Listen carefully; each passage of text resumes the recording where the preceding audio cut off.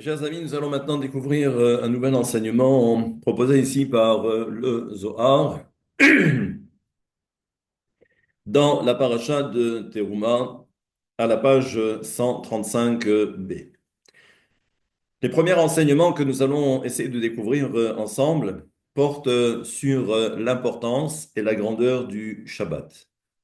Alors, on ne va pas aborder ici l'aspect, j'allais dire, halachique, mais essayer de comprendre qu'est-ce qui se passe à un niveau supérieur lorsque le Shabbat arrive. Et d'ailleurs, c'est pourquoi, dès le départ, eh bien, l'entrée du Shabbat se matérialise de la façon suivante, à un niveau supérieur, où généralement, la semaine, la Malchut, parce que c'est elle qui est concernée, et comme nous aurons l'occasion de le dire et de le voir ensemble, c'est que l'histoire de Shabbat est liée justement à la Malchut. Et en semaine, nous savons que malheureusement, la Malchut est placée sous l'influence des forces du mal et également des dinim, la rigueur, ou les rigueurs plus exactement au pluriel. Mais le vendredi soir, dès que la lumière du Shabbat commence déjà à poindre à l'horizon, à se manifester, les forces du mal disparaissent.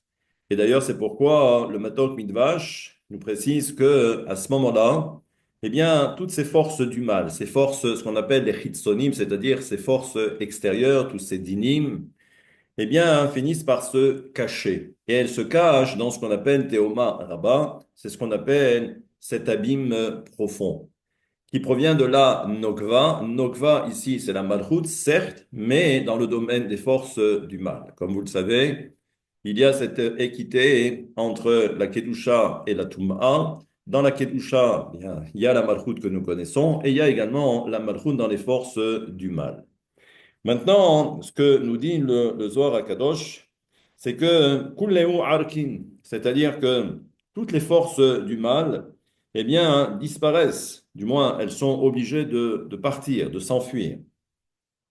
Velet shultan wa hara bekuleu almin.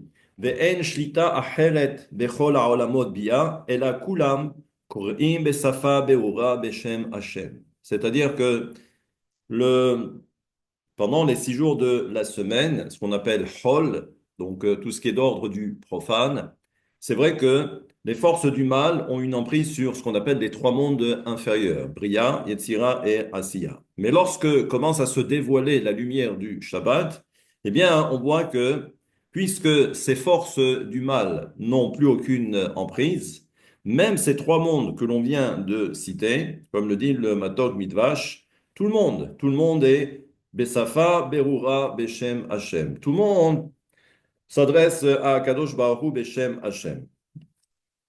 Ve'anpa anir in beno'illa'a. Ufanea shel השכינה מאירות באור העליון של זעיר אנפין שנתעורר להתייחד עימה. Et on voit que la Malchoute commence déjà à dévoiler, j'allais dire, son vrai visage. Pendant la semaine, il est vrai que l'obscurité faisant, c'est que même la face de la Malchoute, eh bien, ne peut pas véritablement rayonner. Il n'y a que le jour du Shabbat. Donc, imaginez que dès l'entrée de Shabbat, la Malchut, qui est en préparation pour s'unir au Zeir Anpin, à Za, eh bien, c'est vrai que son visage commence à rayonner, commence à éclairer. V'ita'aterat letata be'ama kadisha. Et également, u'mita'ateret lemata al yedei hatfilot shel ha'am hakadosh. Et à ce moment-là, donc même la Malchut est couronnée en quelque sorte en bas, ici-bas, à l'aider à Tfilot, grâce aux prières que nous allons ensuite adresser, j'allais dire à Kadosh Baruch Hu, mais vous allez voir que la tefila du Shabbat, surtout du vendredi soir, c'est justement par rapport à la Malchut. Comme si on allait maintenant couronner la Malchut à travers les différentes prières que nous allons adresser à Kadosh Baruch Hu. Mais kulleo mit'aterin benishmatin hattin. Et à ce moment-là, vechol Israël, c'est-à-dire que les enfants d'Israël, puisque nous adressons toutes nos prières à Kadosh Baruch Hu. Mais dans un premier temps, c'est par rapport à la Malchut pour qu'elle puisse s'unir au Zer Anpin.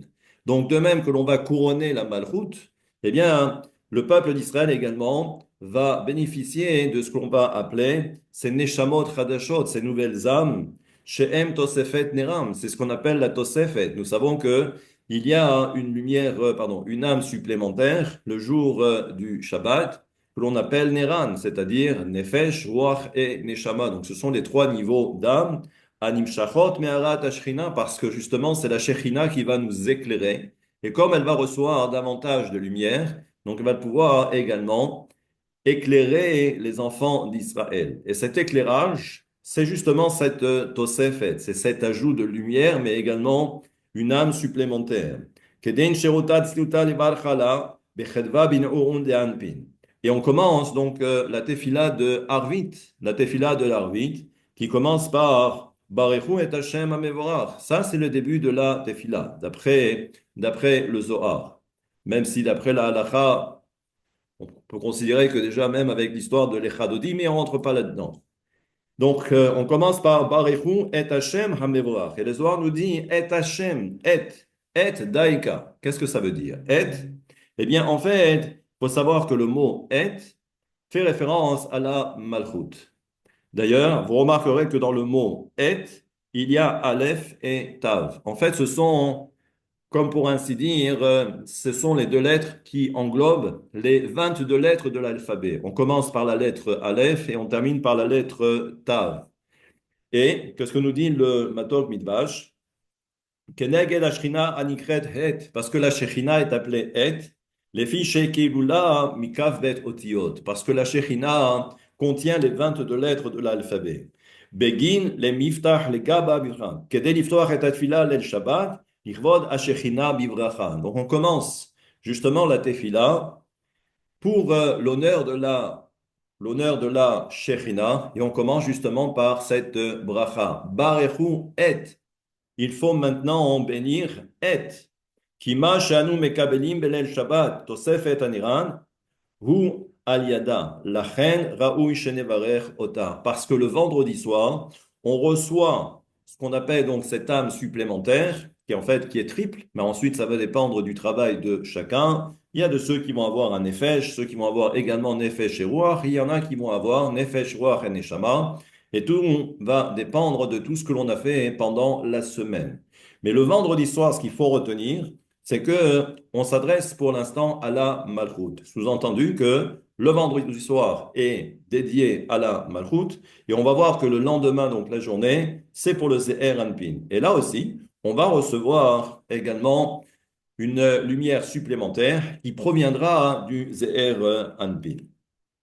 Ce que fait remarquer également le Zohar à Kadosh, c'est que vous remarquerez qu'en semaine, avant de commencer Arvit, on commence par Vehu, Rahum, Yechaper, Avon, Velo Yashrim, Verbal et Hashiv Apo. C'est ce passage-là où en fait, nous savons que, et j'ai déjà eu l'occasion d'en parler et d'évoquer le sujet, c'est que dans ce passage que nous récitons en semaine, le soir pour Arvit, où on commence par Vehu, Rahum, Yechaper, Avon, nous savons qu'il existe en fait quatre clipotes, quatre écorces qui s'intitulent Avon, Mashrit, Af, Vehema.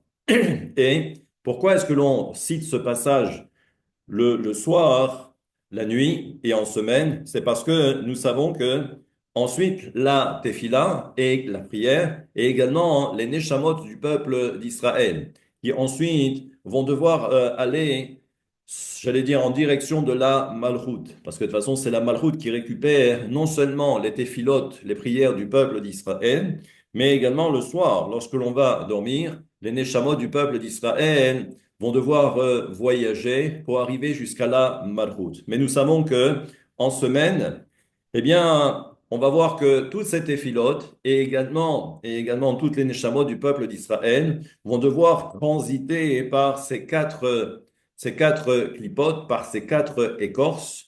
Et donc, c'est pourquoi nous récitons ce passage pour éviter qu'elle nous empêche d'arriver à bon port. Il dit ça, hein, en fin de compte, ce n'est que pour la semaine. Mais, comme nous l'avons dit précédemment, c'est que le vendredi soir, les forces du mal vont justement s'enfuir et se cacher, c'est-à-dire qu'elles ne sont plus présentes. Et donc, il n'y a pas besoin le vendredi soir de réciter ce passage, Ve'u rachum yichaper avon, ve'lo yashrin l'herba le'ashivapom, ve'lo yen kol chamato, Adonai Yoshia melech ya'anenu beyom korenu. Ça, et même à la limite, celui qui voudrait le faire, au contraire, c'est-à-dire qu'il irait à l'encontre de ce qui est en train de se passer à un niveau supérieur. Donc vous voyez que Begin Dea Itparshat Meraza de Sitra Achara. Les filles, Sheingva Nifreda Mahizat Sitra, parce qu'on a vu que la Malchut n'a plus aucun lien avec les forces du mal. Les Cholmare de Denin Parshuvit Averumina, on a vu que les forces du mal ont totalement fui devant la lumière de la Kedusha du Shabbat. Uman de Itar Hay, les Tata Garim.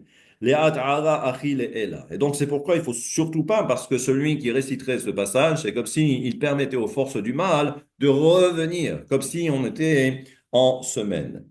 Donc là, on commence ce passage, c'est simplement une introduction, mais vous verrez au fur et à mesure que le Zohar va dévoiler un certain nombre de choses concernant les différents passages et les différents moments de Shabbat. Donc, je vous dis à très bientôt.